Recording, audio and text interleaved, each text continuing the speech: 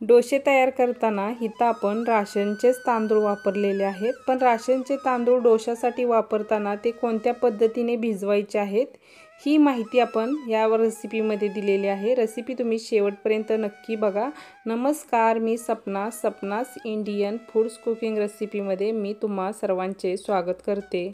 डोसे बनवण्यासाठी इथं आपण राशनचा तांदूळ वापरणार आहे। राशनचा तांदूळ मी घेताना 3 वाट्या एवढा घेणार आहे।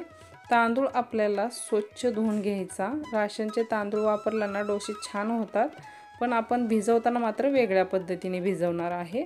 चांगला चोळून धुवायचा, त्याच्यावरची डस्ट वगैरे असेल तर निघून जाईल म्हणून इथं आपण चोळून धुतलेला आहे।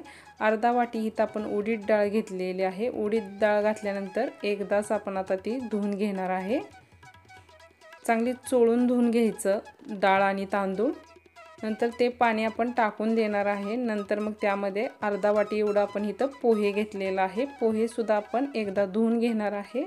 नंतरच मग ते उडीद डाळीमध्ये आणि तांदळामध्ये घालून घेणार आहे।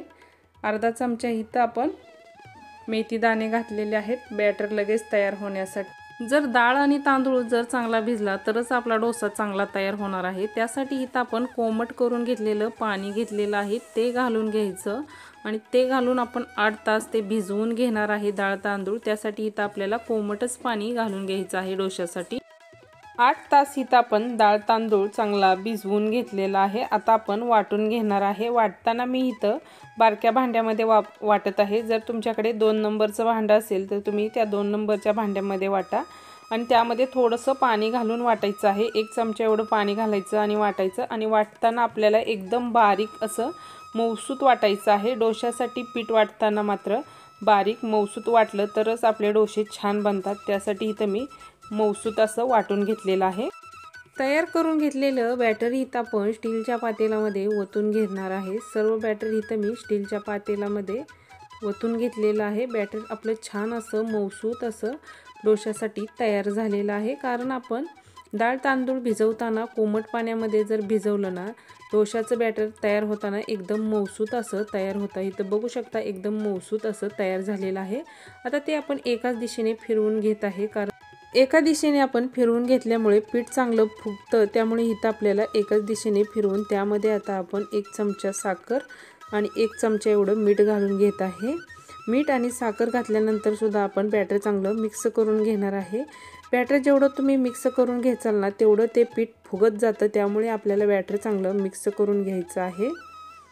बघू शकता किती छान असं बॅटर तयार झालेलं आहे। नंतर मग त्यावरती आता आपण एक झाकण ठेवून रात्रभरासाठी एखाद्या उबदार ठिकाणी ठेवून देणार आहे। डोशासाठी जो आपण बटाटा बनवतोय त्या बटाट्यासाठी लागणारं वाटण आपण इथं तयार करून घेणार आहे। वाटणासाठी लागणारं साहित्य 5-7 मिरच्या घेतलेल्या आहेत, थोडीशी कोथिंबीर, थोडं आलं, मीठ, जिरं आणि लसणाची पात घेतलेली आहे। असं आपण वाटण एका मिक्सरच्या भांड्यामध्ये घालून जाडसर असं इथं वाटून घेतलेलं आहे।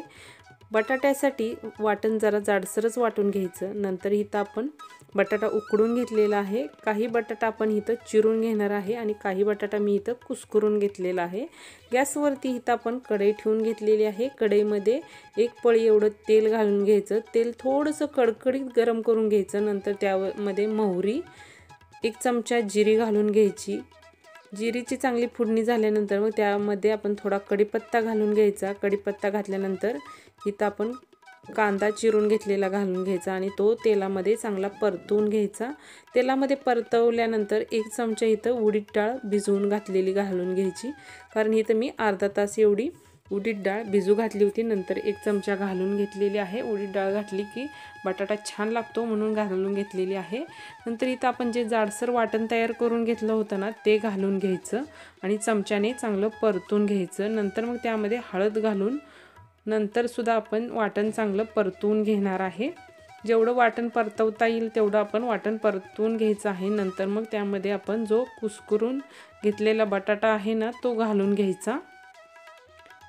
बटाटा घातल्यानंतर बटाटा आपण वाटणामध्ये चांगला मिक्स करून घेणार आहे। 2-1 मिनिट बटाटा चांगला वाटणामध्ये मिक्स करून घ्यायचा। नंतर मग त्यावरती थोडीशी कोथिंबीर आणि थोडीशी इथं आपण साखर घालून घेणार आहे। त्यामुळे डोशाला आपण जो बटाटा बनवतो ना त्याला चव छान येते, म्हणून इथं मी थोडीशी साखर घालून बटाटा आता आपण मिक्स करून घेणार आहे। बटाटा तयार झालेला आहे। आता चटणी तयार करून घेऊया। डोश्याची आपण चटणी बनवतोय। चटणीसाठी जे साहित्य घेतलेलं आहे त्यामध्ये शेंगदाणा घेतलेला आहे, डाळ घेतलेला आहे, थोडं खोबरं, आलं, चवीनुसार मीठ, अर्धा मिरची, थोडी कोथिंबीर आणि पुदिन्याची पानं घालून आपण चटणी तयार करून घेतलेली आहे। त्याच्यावरची जी फोडणी देतोय ती फोडणीमध्ये आपण मोहरी, जिरी, थोडं हिंग, कढीपत्ता असं घालून फोडणी देऊन चटणी आपण तयार करून घेतलेली आहे। डोसे तयार करूया। रात्रभर ठेवलेलं बॅटर आता आपण डोसे तयार करण्यासाठी घेतलेलं आहे। तुम्ही बघू शकता किती मस्त अगदी फ्लफी असं बॅटर तयार झालेलं आहे डोश्याचं आणि फुगून सुद्धा किती वरती आलेलं आहे। मस्त एकदम मऊसूत असं आपलं डोश्यासाठी लागणारं बॅटर तयार झालेलं आहे। थोडंसं बॅटर आता आपण एका भांड्यामध्ये काढून घेणार आहे। जेवढे आपण डोसे बनवणार आहे ना तेवढंच बॅटर आपण एका भांड्यामध्ये काढून घ्यायचं, बाकीचं ठेवून देणार आहे। त्यामध्ये थोडंसं पाणी घालून घ्यायचं। डोश्यासाठी लागणारं बॅटर थोडं आपल्याला पातळ करून घ्यायचं आहे। त्यामुळे इथं मी थोडंसं पाणी घालून चांगलं मिक्स करून घेणार आहे। मिक्स करताना मात्र आपल्याला चांगलं एकाच दिशेने चांगलं मिक्स करून घ्यायचं आहे। अशा पद्धतीने आपल्याला डोश्यासाठी बॅटर थोडंसं पातळ करून घ्यायचं आहे। आता डोश्याचं बॅटर तयार झालेलं आहे। आता डोसा बनवायला घेऊया।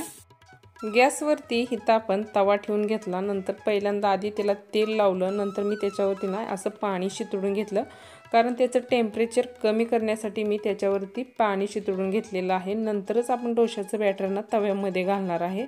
त्यासाठी आपल्याला तव्याचं टेम्परेचर कमी करून घ्यायचं आहे। आणि इथं आपण वापरताना बिडाचा तवा वापरलेला आहे, कारण त्याच्यामधले डोसे ना चवीला छान लागतात, म्हणून इथं आपण बिडाचा तवा वापरून फडक्याने ते पाणी पुसून घेतलेलं आहे। आता त्याच्यामध्ये आता आपण बॅटर घालून घेणार आहे। बॅटर फिरवताना इथं आपण एकाच दिशेने फिरवणार आहे। पळी मात्र आपल्याला वरती उचलायची नाही। एकाच दिशेने फिरवून आपल्याला गोल डोसा तयार करून घ्यायचा आहे। आता आपला डोसा तयार झालेला आहे। बघू शकता किती मस्त अगदी छान असा आपण डोसा तयार करून घेतलेला आहे।